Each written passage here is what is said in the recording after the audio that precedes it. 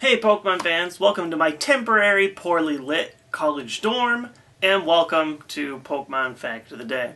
Now before I start today's Fact of the Day, I just want to tell a childhood story.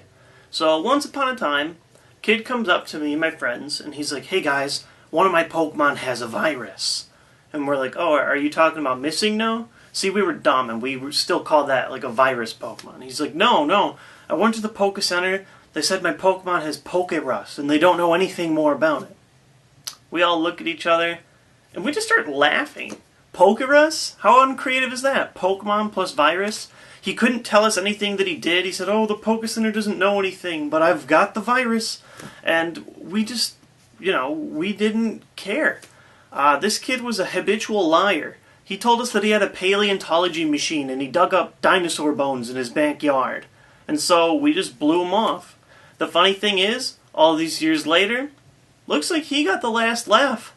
Pokérus is real. When we think of the Pokemon world, we typically think of a universe of two different species of creatures. Humans, mostly trainers, and then hundreds of different types of Pokemon. Because of this, we tend to make a point when animals in our world make it into the Pokemon card or episodes. Just like these fish here in the anime. Or with the blue bird that hangs out next to Weepinbell in his jungle card. But did you know that there is a canonically existent creature in the Pokemon universe that is neither human nor pocket monster? Amongst the trainers and their traveling companions is at least a third life form. A microscopic life form that attaches and infects other Pokemon. These infectious little creatures are none other than Pokérus, a rare condition that most trainers never encounter in their Pokemon games. Pokérus, a portmanteau of the words Pokémon and virus, was introduced in Generation 2 and has floated around the Pokemon main series ever since. The so-called illness is a spread from Pokemon to Pokemon, and it is extremely rare. Your chance of encountering a wild Pokemon with the infection is almost 1 in 22,000. Most complete Pokemon playthroughs involve encounters with a few thousand Pokemon tops, and that's if you're not a big repel hog like me. And even then, you can only contact the virus through capturing or battling a Pokemon, meaning every time you run from a random battle, you won't catch it. When you do contract this strange virus, you'll be able to hear about it from the nurse when you bring your Pokemon to the Poke Center. It's funny because in Generation 2, nobody seems to know anything about it. The nurse says that your Pokemon appear fine, but you can't learn anything more from them. Professor Elm will later call you, but then express similar sentiments, even going as far as being wrong by saying that the Pokérus doesn't do anything.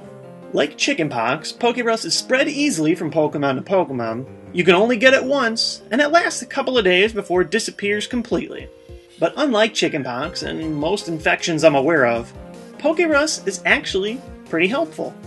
Any Pokemon with Pokérus infecting them will earn effort values by battling twice as quickly. To most people who play Pokemon casually, this won't mean anything, and I'll definitely have to do a video of the intricacies of effort values at some other point. But in layman's terms, it means that a main factor in how your Pokemon earn stats by battling will now grow twice as quickly. It won't make your Pokemon break through walls like the Hulk or anything, but it'll help them grow a little bit faster if you battle multiple Pokemon while your team is infected. In Generation 3 and onward, the nurses begin to mention that Pokemon grow well with the virus in place, but other than that, the concept remains fairly unchanged, aside from a new icon making it a little more clear when Pokemon have the strain. Viruses can bounce around from Pokemon to Pokemon, even the ones that are traded, and there are plenty of players out there who enjoy sending infected Pokemon out into the world with the hopes that players will infect their team and then send an infected Pokemon back out into a new trainer.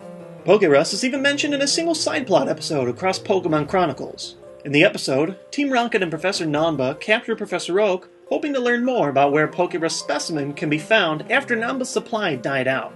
Of course, they fail in achieving anything, but it's interesting that in the anime, the characters know fully well that Pokérus helps Pokemon grow. Even though infections and viruses that provide positive effects do exist in the real world, they're most commonly associated with negative illnesses. Because of this, Pokérus is a pretty funny concept. Oh yeah, my Pokemon's sick, but it's okay. There's zero negative side effect, and they're growing twice as quickly as usual. Looks like at least in the Pokemon world, it can actually be good to be sick. Thanks a ton for watching today's episode, and as always, thanks for all your support. It looks like my The J Woods channel is about to hit 50,000 subscribers, which just absolutely blows my mind. That's tens of thousands of more than I ever thought I would have when I started this channel almost 3 years ago, and so I just really want to thank you guys for all your input. In fact, this fact of the day was based on a ton of input that I got on a previous question that I asked. As you can see around me, tons of comments that people wanted to see something about Pokérus. So if there's a Pokemon fact or even just a question that you'd like to hear more about, keep commenting and I always read them and try and make an interesting video with some of the best suggestions that I get. So thanks a ton for your input. In addition, I want to talk to you guys about my other channel, Wits Gaming, because I finally actually have some more content on it. Now, thanks a ton for all your support for the Let's Play that I'm doing on this channel through Pokeplay on my Pokemon Coliseum playthrough. I've gotten tons of positive feedback and that really makes me want to make more, so thanks a ton. It was experimental. I didn't know how it was going to go, and so far it's been an excellent ride. Episode 2 should be soon, possibly tomorrow, but at Wits Gaming I'm going to be doing more playthroughs of multiple games at a time and many different kinds of games. Some new, some old, and stuff like that. And so if you're really interested in Let's Plays in general, or you liked the one that I was doing with Pokemon Coliseum, head over to Wits Gaming, check out that channel, and feel free to drop suggestions on that channel as well with some games that you'd like to see there. Now, the one thing I will say is, unlike this channel, which I do try and keep PG to tend to the entire Pokemon fan audience, because that's one of the coolest things about Pokemon is that everyone can be a fan of it. This channel, not so much. So some people think it's cool that I use language. Some people might not think it's so cool. But either way, if you want to see me play some more games and talk some more, head on over there. Would really appreciate it. As always, thanks a ton for watching, and tune in soon for the next Pokemon Fact of the Day. Peace!